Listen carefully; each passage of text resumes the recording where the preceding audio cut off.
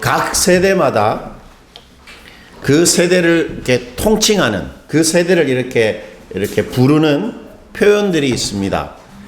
그 60년대, 대한민국에서 1960년대에 이렇게 태어나서, 그때 태어나면 이제 한 20살 정도 되면 뭘 경험했겠습니까?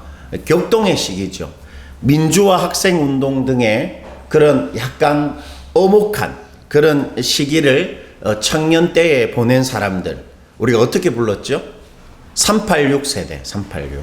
그래서 386은 30대고, 그 다음에 80학번이고, 60년대 태어났다 그래서 386. 그 당시에 386 이렇게 그 PC가 나와서 그랬는지, 하여튼 386 세대라 이렇게 불렀습니다. 그분들은 이제 60대, 50대 중반, 70대가 되었죠, 지금. 그리고 저같이 70년대, 여기 70년대 태어나신 분 있습니까? 없구나. 70년대 태어난 사람들을 흔히 무슨 세대라고 불렀습니까? X세대 맞습니다. X세대. 아마 이렇게 뭔가 갑자기 나타난 약간 정체를 알 수 없는, 그리고 어떤 면에서 X가 모든 것을 담아낼 수 있는 아날로그와 그리고 디지털을 모두 다 경험한, 카세트 테이프와 CD 플레이어와 MP3 그리고 핸드폰을 다 경험한 세대, 바로 X세대입니다. 그러니까 정치적 이슈에서 이렇게 벗어나서 경제적 풍요, 대한민국이 가장 부유하기 시작했을 그때 20대를 보낸 사람들이죠. 저같이 40대 후반 그리고 50대 중반의 사람들입니다. 그리고 또 80년대, 90년대 중반에 태어난 사람들을 흔히 M세대라고 불렀습니다. 왜 M세대라 그랬죠? 이 사람들이 20살이 되었을 때 뭐가 됩니까? 2000년이 도래했기 때문입니다. 바로 밀레니엄 세대가 되었던 것이죠. 그래서 이들을 M세대라고 불렀습니다. 그야말로 인터넷 세대입니다. 인터넷 세대. 그리고 지금 10대 후반, 우리 준우와 우연이 같이 이제 대학생들이 된 지금 10대 후반과 20대 젊은 세대를 우리가 뭐라고 부르죠? Z세대라고 부르죠. 이들은 태어나면서 모바일 폰과 거의 혼연일체 한 몸이 된 세대입니다. 그 집에서는 그렇게 못하게 하는데, 집에서도 요즘 밥 먹을 때 그냥 핸드폰을 이렇게 보면서 핸드폰하고 한 몸이 된 세대라고 할 수 있죠. 그런데 최근에 이 80년대부터 2005년도까지 태어난 그 젊은 층, 그러니까 거의 10대 후반부터 30대 후반까지를 다 모아서 뭐라고 부릅니까? MZ세대라고 부릅니다. MZ세대. 왜 갑자기 MZ세대가 등장했는가? 가만히 고민해 보니까 아마도 이렇게 정치적인 이유인 것 같기도 하고 경제적인 이유인 것 같기도 한데, 이 10대 후반부터 30대 후반까지의 젊은 세대들이 투표하는 유권자로서 정치적으로서 아주 중요한 변수가 되었던 것 같습니다. 그리고 이들은 강력한 소비주체가 되지요. 그래서 경제적으로 중요한 세대이기에 의도적으로 둘을 합쳐서 요즘 젊은 세대를 MZ세대, MZ세대라고 부르죠. 저도 사실 MZ세대예요. M, 머니, Z, 제로, 머니 제로, 돈이 전혀 없는 MZ세대입니다. 이처럼 그 당시 젊은 세대들은 그 시대에 따라 그 명칭과 특징이 다 다릅니다. 그렇죠, 여러분. 요즘 20대 청년들, 그러니까 이제 막 대학교를 가고 또 군에 가는 그런 젊은 청년들은 말을 할 때 주로 어떤 특징이 있습니까? 은어를 사용합니다. 그리고 줄임말, 대부분 다 이게 줄임말입니다. 우리가 보통, 우리 한 40대, 50대들은 뭔가 이렇게 어떤 상황이 정상적이지 않고 합리적이지 않을 때, 뭔가 짜증스러울 때 뭐라고 표현합니까? 저 같은 경우에는 혼잣말로, 목사 그런 표현을 쓰면 안 되지만, 지랄? 이런 표현을 씁니다. 그리고, 이 너무 심하잖아. 그리고, 아이씨, 이런 식으로 우리가 짜증나는 상황이나 비합리적인 상황에 대해서 표현을 하잖아요. 그런데 이 10대 후반들은 이럴 때 주로 요즘에 어떤 단어를 쓰냐면, 에바야, 이렇게. 에바라는 표현을 씁니다. 에바야, 이런 식으로 쓰더라고요. 그래서 제가 최근에 숭실대 가서 이 대학교 신입생들을 챗불 소그룹을 하는데 계속 에바라는 말을 쓰는 거예요. 그 시험을 치고 나서 교수가 시험을 너무 황당하게 내서 그 교수에 대해서 이야기할 때마다 이거 에바야, 이렇게. 그 도대체 에바라는 표현이 어디서부터 나온지 모르지만 그 젊은 세대들은 에바라는 표현을 씁니다. 은어를 쓰지요. 즉 간단함을 추구합니다. 간단함. 그리고 역사성이 없어요. 그냥 자기가 지금 쓰는 말들을 쓰는 것이죠. 이들은 30초 되는 그 짤 있잖아요. 동영상을 한 자리에서 3시간 동안 쉬지 않고 볼 수 있는 끈기와 지구력이 있습니다. 요즘 아이들은. 그리고 이들은 삶의 의미보다 재미를 추구합니다. 서사가 있는 걸 싫어해요. 서사가 있는 거. 그리고 큰 이야기를 싫어합니다. 지금 나의 욕구에 맞는 이야기를 좋아해요. 짧은 이야기. 짤을 좋아하죠. 그래서 되게 맛이 없다. 어떤 것이. 재미가 없다. 맛이 없다고 할 때 요즘 아이들이 병맛이다. 병맛. 병맛의 의미는 병신 같은 맛이다. 이런 뜻입니다. 병맛이다. 맛이 없다. 그리고 되게 맛있을 때 어떻게 표현합니까? 존맛이다. 존맛. 존나게 맛있다. 뭐 이런 표현인데. 그리고 개꿀이다. 개라는 단어를 쓸 때 요즘 10대 후반들은 아주 좋은 표현입니다. 개알바, 개꿀알바. 야, 이거 먼저 개 뭐 어쩌고저쩌고 하면 다 좋은 감탄사입니다. 개라는 말이 아주 좋게 사용되는데 이게 무슨 말입니까? 우리가 어떤 음식을 먹을 때 맛있으면 어떻게 표현하죠? 와, 이거 정말 정성이 손맛이 있네. 야, 어떻게 이렇게 맛이 깊이가 있지? 야, 이거 정말 맛있다. 이렇게 표현하는 반면 요즘 10대들은 존맛이네. 이 개꿀맛이다. 이런 식으로 표현합니다. 무슨 말이냐면 내 욕구에 지금 맞는 표현을 그대로 사용하는 것입니다. 어떤 역사성이나 서사가 있는 그 내용을 표현하지 않고 지금 내 욕구에 딱 맞는 표현을 사용하는 것이죠. 그리고 이 요즘 세대들은 정직함을 추구합니다. 정직함.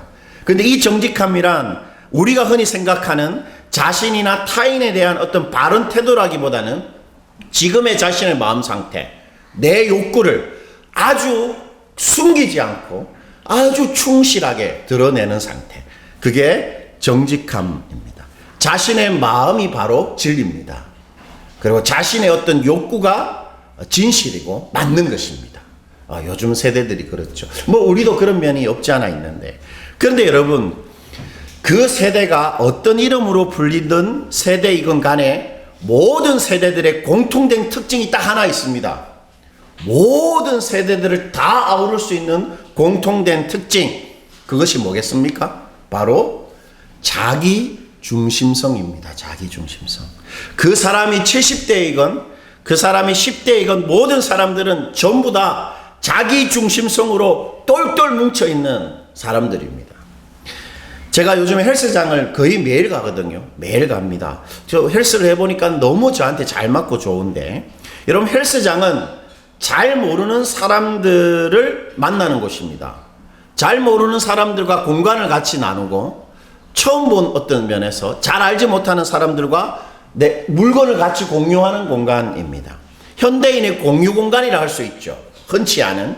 그런데 이 헬스 때문에 헬스장은 이 시대 사람들의 특징, 사람들이 다른 사람들과 관계할 때 어떻게 행동하는가, 그것을 한눈에 이렇게 쫙 보여주는 장소이기도 합니다.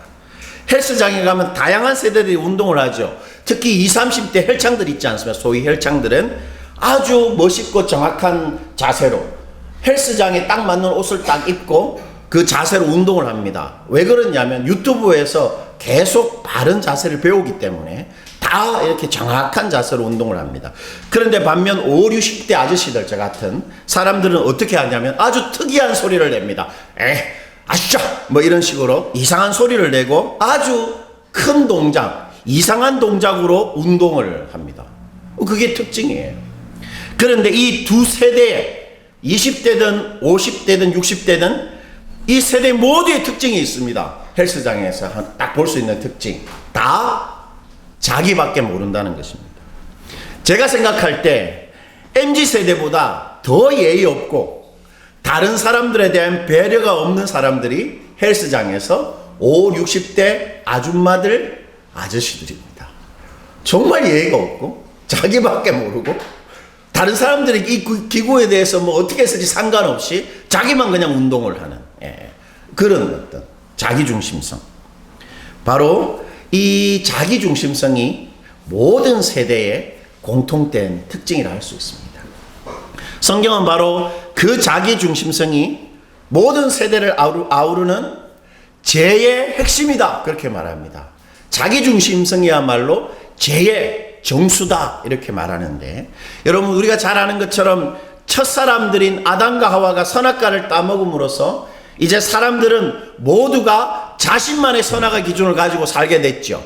선악이 뭡니까? 옳고 그름입니다. 1000명이 있으면 1000개의 옳고 그름이 생긴 것입니다. 내가 맞고 내가 틀린 것으로 사람들이 살기 시작한 것입니다. 그 자기 중심성을 딱 충족시키고 그 자기 중심성의 힘으로 사는 것, 그것이 바로 죄입니다. 죄. 성경이 말하는 죄의 핵심이죠. 이 땅의 모든 악한 일들, 무섭고 원통하고, 그리고 우리가 절대로 어떻게 해결해 볼 수 없는 어떤 구조적인 그런 고통과 이런 모순, 고달픈 일들은 바로 다 그 사람의 자기 중심성에서 비롯되는 것입니다. 다 자기가 맞고 자기가 틀린 기준으로 살기 때문에 이 땅이 아픈 것이지요. 때문에 여러분, 사람이 예수님을 믿을 때, 딱 사람이 정말 예수님을 정말로 믿을 때, 그가 누구라도, 그가 어떤 세대라도 반드시 그 사람에게 일어나는 변화가 있습니다. 때문에 사람이 예수님을 믿을 때 그것은 바로 자기 중심성이 약해지고 사라지는 것입니다. 그 사람이 누구라도 자기 중심성으로 똘똘 뭉치면서 살다가 예수님이라는 존재를 딱 정말 만나서 믿게 되면 그 사람한테 일어나는 변화는 이 자기 중심성이 약해지고 사라지는 것입니다. 왜 그렇습니까? 왜냐하면 예수님을 믿는다는 것은 이제 내가 중심이 아니고 누가 중심이 되는 것입니까? 예수님이 중심이 되는 것이기 때문입니다. 그래서 우리는 예수님을 딱 믿을 때 예수님을 어떻게 부릅니까? 주님이라고 부릅니다. 주님. 바로 예수님이 나의 주인님. 즉 내 존재와 내 인생의 주인이 이제 더 이상 내가 아니고 바로 예수님이 되었다라는 것을 고백하는 것. 그것이 바로 예수님을 믿는 것입니다. 그러므로 누구든지 예수님을 믿을 때는 내 중심이 약해지고 사라지는 것입니다. 다시 말하면 이제 나는 나의 옳고 그름대로 살지 않고 예수님의 옳고 그름대로 사는 내 중심성이 희미해지고 내 중심성이 약해지고 없어지는 그런 사람으로 살게 되는 것이죠. 그리고 그러한 자기 중심성이 실제로 정말로 변화되었는가를 알 수 있는 눈에 보이는 시금석은 바로 소유에 대한 관점의 변화입니다. 내 소유에 대한 관점이 변화되었는가, 그걸 보면 이 사람이 정말 예수님을 믿어서 자기 중심이 예수님한테 갔는가 안 갔는가 알 수 있습니다.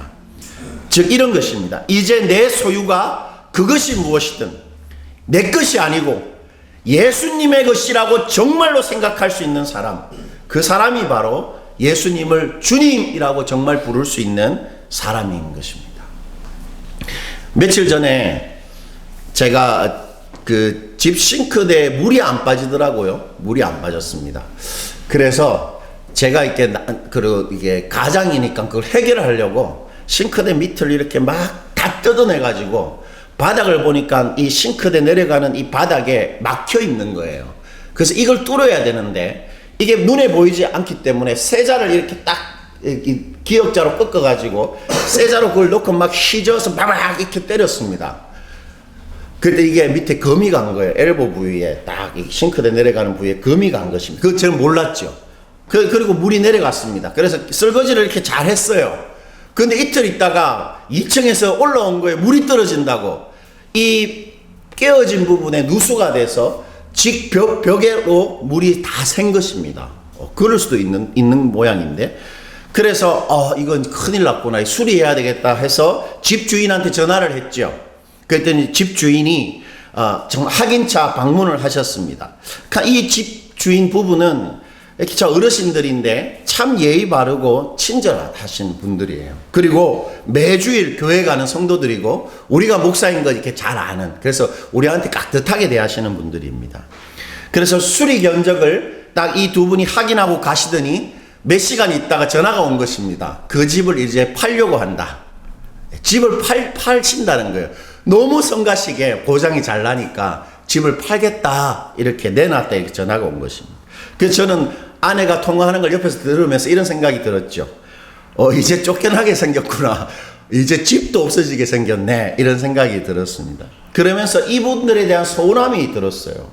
목사인 걸 뻔히 알 텐데 이 집을 이렇게 팔아버리면 우리가 어떡하나 이런 생각을 전혀 안 하시구나 하는, 근데 그런 서운함을 가질 이유는 없지만 그래도 교회 다니시는 분들이니까 마음이 좀 서운했습니다. 한편은 그리고 이분들에 대한 예수 믿는 사람들일 텐데 아쉬운 마음이 들었어요. 이분들이 참 선하고 좋은 분들이고 교회 다니지만 정말 이 집을 처분하는 것을 하나님 허락받고 하는 걸까? 정말로 하나님한테 물어보고 하나님의 집인 줄 알고 처분하려고 하는 걸까? 그런 아쉬운 생각이 들었습니다. 여러분, 자신의 집을 처분하는 것도 정말 하나님한테 허락받는 사람만이 정말 예수님을 믿는 사람이죠. 왜 그렇습니까? 예수님이 내 집의 소유자이기 때문이죠. 주인이시기 때문입니다. 내 생명과 내 모든 인생의 내 직업, 나의 가족들, 나의 모든 것의 주인이 이제 예수님인 것이죠. 그러므로 소유에 대한 관점의 변화가 그 사람이 정말 예수님을 믿고 있는가를 보여주는 것입니다. 오늘 예수님도 우리에게 동일한 말씀을 하시는데 33절입니다. 우리 33절 다 같이 한번 읽어보겠습니다. 이와 같이 너희 중에 누구든지 자기의 모든 소유를 버리지 아니하면 능히 내 제자가 되지 못하리라. 여러분, 그냥 쭉 읽으니까 뭔가 이상한 느낌을 못 받으실 수도 있는데 다시 한번 본문을 주목해 보십시오. 제가 한번 더 읽어볼게요. 이와 같이 너희 중에 누구든지입니다. 어떻게 해요? 자기의 뭡니까? 모든 소유를 버리지 아니하면 능히 내 제자가 되지 못한다고 말합니다. 예수님은 정말 당신을 믿고 사는 사람들은 그가 누구든지 반드시 이런 특징이 있다고 말합니다. 누구든지입니다. 예수 믿는다고 말하는 사람은 누구든지 반드시 이 특징이 있다라는 것입니다. 너희 중에 누구든지, MZ세대이건 386세대이건 제일 나이 많은 나나 아니면 우리 제일 어린 우리 제이 같은 우리 애기 같은 아이들이라도 누구든지 예수 정말 믿으면 이 특징이 있다라는 것입니다. 그것은 바로 뭡니까 여러분? 보니까 뭐라고 말씀하시죠? 자기의 모든 소유를 버리는 것입니다. 내 모든 소유, 내 집도 버리고 차도 버리고 내 직업도 버리고 이렇게 해야만 예수 믿는 사람이라는 것입니다. 여러분, 이런 말 들어본 적 있습니까? 예수 믿으면 내 모든 소유를 버려야 된다. 이런 말 우리 처음 들어봤죠. 여러분, 막 기독교의 그 악한 이단들이나 하는 말 아닙니까? 이제 곧 이 대한민국에 전쟁이 일어난다. 다 불탄다. 그러니까 빨리 재산을 처분해서 우리 저 발리로 가자. 그래서 사람들 데리고 다 발리로 이주하지 않습니까? 기독교 이단들이나 하는 말을 오늘 예수님께서 우리에게 하십니다. 모든 소유를 버려야만 내 제자다. 모든 소유를 버리는 사람만이 진짜 예수를 믿는 사람이다. 도대체 이게 무슨 말입니까, 여러분? 이게 무슨 말이죠, 도대체? 내 모든 소유할 때 이 소유는 내 생계, 그리고 내 안전입니다. 내 삶의 안전, 그리고 나의 어떤 인생의 성공, 그리고 나의 가족들과 내 인생의 행복, 이런 것들을 위해서 나한테 반드시 있어야 될 나의 것이죠. 소유는 주식 같은 거, 주식, 그 다음에 내 자동차, 그리고 내 명의의 아파트, 아니면 전세라도 내 아파트, 그리고 나의 스펙, 내 소유입니다. 그리고 나의 이력들, 내가 살아온 직장 생활했던 거, 이런 것, 이력도 나의 소유입니다. 그리고 내 소중한 친구들도 나의 소유고, 내 지인들, 그리고 내 직장, 내 사업터, 나의 노후 준비, 이 다 나의 소유입니다. 때문에 이 소유를 버리면 어떻게 됩니까, 우리가? 예수님 말대로 이 모든 소유를 버리면 어떻게 되죠? 내 삶이 위태로워지고, 초라해지고, 직장도 없고, 결혼도 못하고, 실패자가 되는 것입니다. 불행해지는 것이죠. 내 소유가 없으면 내 존재와 내 생명과 내 가족과 내 앞날은 막막해지고 전혀 행복할 수가 없게 되어 있는 것입니다. 그런데 예수님은 우리에게 그것 전부 버리라고 하십니다. 소유 버려야 된다. 말 그대로입니다. 모든 소유를 버려라. 이상하고 기이합니다. 여러분 여기서 모든 소유를 버린다고 할 때 이 버린다는 말은 결별하는 것입니다. 결별. 여러분 결별해 본 적 있습니까? 누구랑? 요즘에 이 결별이라는 말을 어떻게 쓰죠? 그 사람하고 표현이 있던데 요즘 아이들이 쓰나? 이 결별은 인연을 끊는 것입니다. 인연. 갈라 쓰는 것입니다. 갈라 쓰는 게 뭐죠? 이렇게 갈라 쓰기 때문에 이제 안 만나는 것입니다. 앞으로. 하나님 예수님께서 모든 소유하고 인연을 끊으라 이제 너. 이렇게 말씀하시는 것입니다. 이제 나의 소유와 인연을 끊고 나의 소유와는 나는 관계없이 살아가는 사람. 그 사람만이 예수님 따라가는 사람이다. 예수님 그렇게 오늘 말씀하시죠. 자, 무슨 말이겠습니까? 여러분 오늘 33절을 보면 앞에 이와 같이라는 전치사가 나옵니다. 33절 다시 한번 보여주시겠어요? 우리 한번 주목해 보십시오. 이와 같이 이렇게 말하시죠. 예수님이. 네. 여러분 이와 같이라는 것은 33절 앞에 어떤 내용이 나온다는 말이잖아요.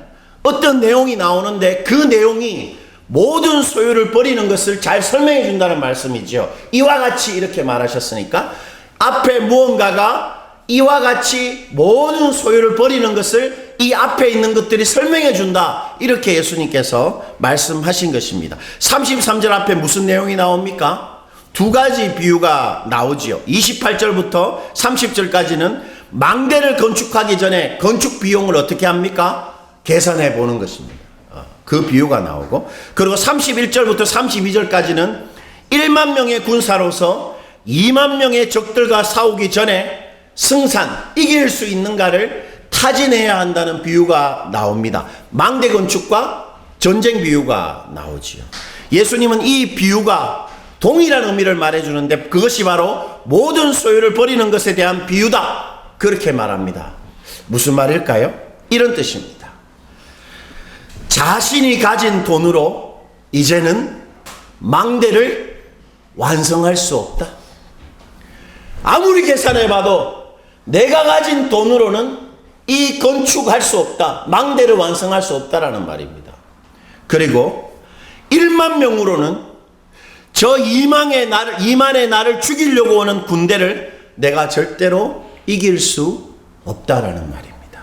즉 이제 내가 가진 것으로는 또는 나의 용기, 나의 힘, 나의 군기, 나의 실력, 나의 성실함으로는 나는 내 인생을 완성하고 성공할 수 없게 되었다. 이 말입니다. 이제는 내가 가진 것으로 나의 실력과 힘으로는 나는 내 인생을 사는 사람이 아니다. 이런 말입니다. 즉 모든 소유를 버리라는 것은 예수 믿는 사람들은 이제 자신이 가진 것으로 자신의 실력으로 자신의 삶을 더 이상 살지 않는 사람들이 되었다라는 의미입니다.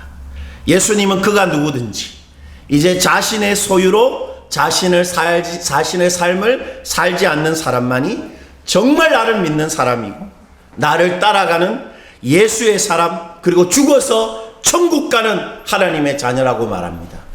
이제는 자신의 모든 소유로 자신의 인생을 살지 않는 사람, 이제는 자신이 할 수 있는 어떤 성실함, 능력으로 이 세상을 살지 않는 사람만이 죽으면 천국 가는 사람이라는 것입니다. 예수 믿는 사람은 이제 자신의 삶을 내 것으로 살지 않는 사람입니다.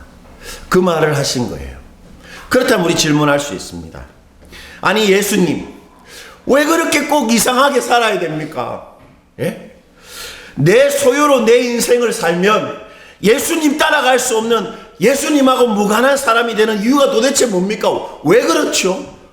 내 소유가 많고 내 정말 성실하게 잘 번 나의 것으로 예수님 더 잘 따라가면 되는데 왜 모든 소유를 꼭 버려야만 나를 믿을 수 있다라고 말씀하십니까? 왜 그렇습니까? 우리 질문할 수 있습니다. 예수님은 그 질문에 분명히 이렇게 대답하실 것입니다. 그 이유는 내가 내 핏값으로 너의 전부를 샀기 때문이다. 너는 이제 내 것이다. 예수님 그렇게 말하실 것입니다. 고린도후서 6장 19절과 20절이 그것을 이렇게 말하지요. 여러분 이거 한번 읽어봅시다. 너희는 너희 자신의 것이 아니라 값으로 산 것이 되었으니. 이것이 기독교가 우리한테 말해주고 싶은 예수 믿는 사람의 존재론입니다. 너희는 이제 너희 것이 아니다. 값으로 이미 팔렸다.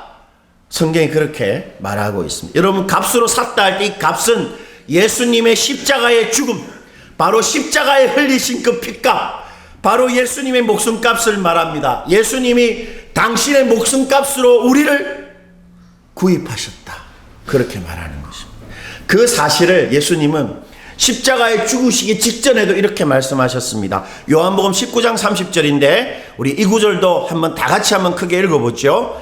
예수께서 신 포도주를 받으신 후에 이르시되 다 이루었다 하시고 머리를 숙이고 그 영혼이 떠나가시니라.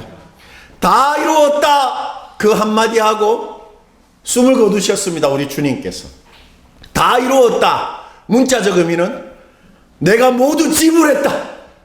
내가 다 지불했다. 이런 뜻입니다. 하나님이 우리 죄에 대한 형벌과 대가를 당신의 아들 죽이시면서 그 핏값으로 다 지불하셨습니다. 그래서 우리가 용서받습니다. 그리고 우리를 당신의 소유로 하나님이 완전히 소유하기 위해 우리를 그 예수의 목숨값으로 구입하셨습니다. 그래서 당신 품에 안에 있는 당신의 자녀들이 되게 하신 것입니다. 그것이 다 이루었다는 말의 의미지요. 다 지불했다는 것입니다. 예수님이 우리를 하나님의 것으로 소유하시기 위해 이미 값을 다 지불하셨습니다. 우리의 몸값, 우리의 인생값, 우리의 가족들의 값, 우리 인생의 모든 소중한 것의 값을 이미 다 지불하셨습니다. 그래서 이제는 우리 완전히 하나님의 소유입니다. 값이 지불된 것입니다. 그걸 믿는 것이 예수님을 믿는 것입니다. 그러므로 모든 소유를 버리는 사람만이 예수를 믿을 수 있는 것이죠. 다시 말해 우리는 이제 우리 인생을 우리가 가진 것, 우리의 소유로 살지 않습니다. 왜요? 이제 나와 내 인생은 내 것이 아니고 온전히 하나님의 것이기 때문입니다. 내 것이 아니니까 내 것으로 살지 않고 하나님의 것이니까 하나님이 가진 것, 하나님이 주시는 것, 하나님이 할 수 있는 것으로 내 인생을 살게 되었다라는 것입니다. 이것 할 수 있는 사람만이 그가 누구든지 예수 정말 믿는 사람이고 오늘 예수 따라가며 살고 있는 것입니다. 여러분, 이 하나님 주시는 것, 하나님이 할 수 있는 것으로 살고 있습니까? 그게 예수 따라가는 것입니다. 누구든지 자신의 모든 소유를 버리지 않으면 나를 따라올 수 없다라는 말은 누구든지 무엇이라도 하나님이 주시는 것, 하나님이 하실 수 있는 것으로만 인생 사는 사람만이 나를 따라오는 사람이다. 그렇게 말씀하시는 것이죠. 자, 그렇다면 마지막으로 내 모든 소유를 버린다. 실제로 어떻게 하는 걸까요? 직장 그만둡니까? 뭐 가족들 버립니까? 주식한 거 다 이렇게 뭐 어디 기부합니까? 절대 그렇게 하면 안 되죠. 내 모든 소유를 버리고 이 땅을 산다는 말의 실제 의미가 뭘까요? 첫 번째는 그것은 무엇보다 이제는 내 소유의 많고 적음에 전혀 영향받지 않고 사는 것입니다. 여러분, 세상에서는 뭘 위해 삽니까? 소유하기 위해서 사는 거잖아요. 어렸을 때부터 저게 강남에서 아이들을 의사 되려고 유치원에 이렇게 키우자, 의사 되기 위한 유치원이 생겼지 않습니까? 왜 의사가 돼야 됩니까? 의사. 인류에 헌신하려고? 아니죠. 월급이 제일 많기 때문입니다. 소유를 위해서 이 세상을 살아갑니다. 소유가 많아야 성공하고 소유가 많아야 행복한 것이죠. 여러분, 아반떼를 타는 것보다는 그랜저를 타는 것이 더 성공한 것입니다. 더 좋은 것이죠. 그러나 이제 예수의 사람들은 그런 소유의 적음이나 없음에 불행해지는 것이 아닙니다. 소유가 없는 것이 실패의 증거가 되지 않습니다. 우리는 왜요? 왜냐하면 내 인생은 내게 아니고 이제 하나님의 것이기 때문입니다. 이제 나는 세상의 평가 기준이 아니라 하나님의 평가로 사는 사람입니다. 하나님의 것이니까. 하나님이 잘했다. 하나님이 내가 보니까 너무 좋다. 하나님이 고맙다. 그렇게 하시면 그것이 잘 사는 것입니다. 소유가 없어도. 그것이 성공입니다. 왜요? 내 인생은 이제 내 것이 아니고 하나님의 것이니까요. 그거 믿고 내 소유의 유무로 절대 불행해지거나 아무 염려하지 않는 것. 그것이 바로 모든 소유를 버린다는 말의 실제 의미입니다. 저는 이렇게 주중에 사무실에서 혼자 앉아 있으면 막 불행해집니다. 이렇게 막. 왜 불행해지냐면 제가 강남교회 그때 청년들이 1000명 가까이 됐잖아요.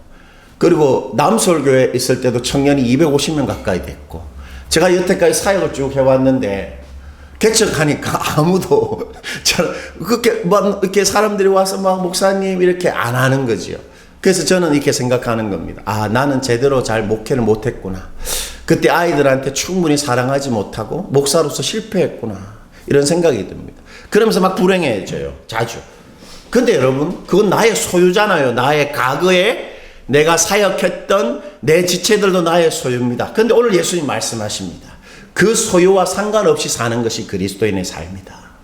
과거의 실패와 상관없이 내가 쌓아놓은 것이 없는 것 때문에 전혀 불행해지지 않고 오늘 예수님 따라가는 것, 그것이 바로 진짜 예수 믿고 사는 것이죠. 두 번째, 내 생계, 내 행복, 내 성공, 내 안전을 하나님이 정말 다 알아서 하실 것임을 정말 믿는 것입니다. 어떻게 그런 믿음을 가질 수가 있습니까? 왜냐하면 이제 내가 내게 아니고 하나님의 것이기 때문입니다. 하나님은 당신이 만드신 것, 당신의 소유를 누구보다도 성실하고 누구보다도 소중히 아끼고 가꾸실 게 틀림없습니다. 게다가 우리는 아들까지 죽이시면서 아들의 핏값으로 우리를 구입하시고 품에 안으신 것입니다. 아들만큼 우리가 하나님한테 소중한 소유이기 때문에 하나님은 내 생계와 내 행복, 내 인생의 안전을 틀림없이 책임지고 지키실 게 분명합니다. 내게 아니고 하나님의 것이니까요. 광야에 이스라엘 앞서가시면서 하나님은 텐트 칠 곳을 찾으셨습니다. 장막 칠 곳을. 이제 저희 집이 이제 주인이 바뀌면 어떻게 될지 모르잖아요. 근데 말씀을 준비하면서 아무 걱정할 필요가 없겠다 일단. 물론 아내는 저와 달리 막 이렇게 서치하고 고민하고 힘들겠지만 저는 그런 생각이 드는 거죠. 장막 칠 곳을 앞서가시면서 찾으셨다고 했으면 하나님이 내 집, 살 집을 틀림없이 알아보는 게 틀림없겠다. 왜? 나는 내게 아니고 하나님의 것이니까 하나님이 살 집을 알아보실 게 틀림없다. 그런 생각이 드는 것이죠. 여러분, 다윗이 범죄했을 때 하나님 이렇게 말씀하셨습니다. 왜 그 여자를 탐냈냐? 니한테 여자가 필요했다면 내가 이것저것을 더 주었을 텐데, 이렇게 말씀하셨습니다. 우리한테 정말 필요한 게 있다면 정말 하나님 이것저것 더 주시는 것입니다. 우리가 믿지 못할 뿐이지요. 하나님을 기다리지 않을 뿐이지요. 우리에게 필요한 거 이것저것 반드시 하나님 주신다. 다윗이 그렇게 말하셨죠.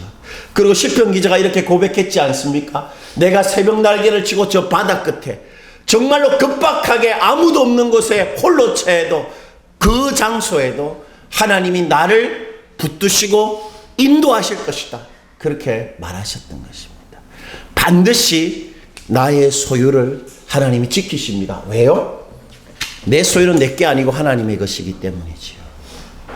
세 번째, 마지막으로 모든 소유를 버리고 예수님 따라간다는 것은 이제 나는 내 소유를 위해 살지 않고 하나님이 주신 삶의 목적을 위해서 산다는 말입니다. 그것에 관해 성경은 이렇게 말하는데, 우리 고린도후서 5장 15절 이 구절도 한번 읽어보시겠습니다. 다 같이 읽어보죠. 그가 모든 사람을 대신하여 죽으심은 살아있는 자들로 하여금 다시는 그들 자신을 위하여 살지 않고 오직 그들을 대신하여 죽었다가 다시 살아나신 이를 위하여 살게 하려 함이라. 예수님이 우리를 대신하여 죽으심, 즉 핏값으로 우리를 구입하신 이유는 우리가 다시는 우리 자신을 위해서 살지 않고 예수님을 위해서 살도록 하기 위해서라는 것입니다. 예수님이 우리를 사신 이유는 이제 우리 다시는 우리 자신의 소유, 생계, 우리 가족들을 위해서 살지 않는 자, 오직 예수님을 위해 살게 하시려고 우리를 당신의 소유 삼으셨다는 것입니다. 이것을 믿는 것이 예수님을 믿는 것이고, 이것을 믿는 것이 진짜 교회 다니는 것입니다. 즉 우리에게는 이제 다른 삶의 목적이 있다는 것이죠.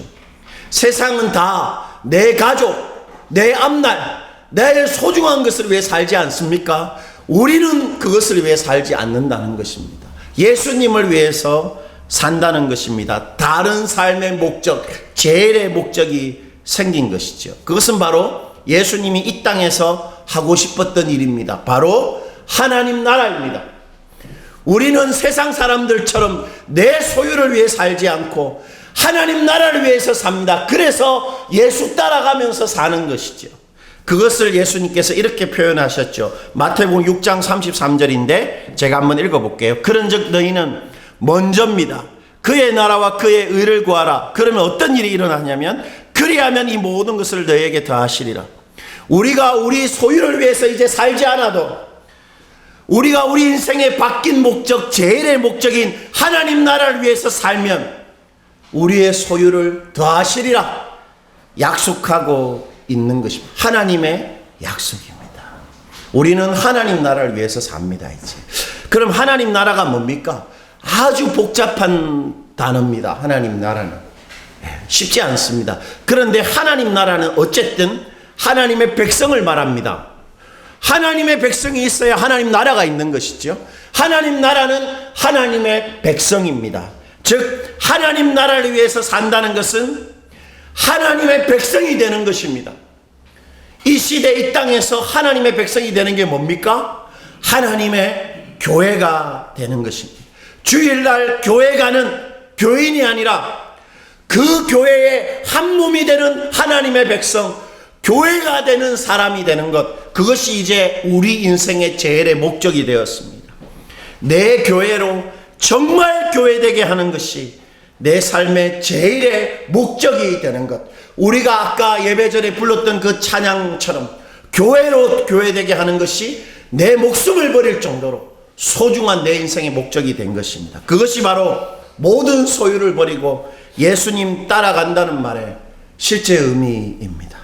내 인생이 이제 하나님의 것이므로 하나님의 목적, 하나님 나라를 위해서 사는 것입니다. 내가 교회가 되고 누군가가 나처럼 교회가 되도록 힘쓰면서 사는 것, 그것이 바로 이제 예수 믿는 우리들의 삶의 목적이 되었습니다. 우리가 교회를 위해서 살면 약속하셨습니다. 우리의 생계와 가족들은 반드시 더하시리라 책임지겠다, 그렇게 말씀하셨죠. 그것이 하나님의 법칙입니다. 하나님의 헌법입니다. 이렇게 말씀하신 거죠. 먼저 그의 나라와 의를 구하라. 그리하면 천하 없어도 너희의 소유를 내가 더하겠다 약속하신 것이죠. 말씀을 맺겠습니다.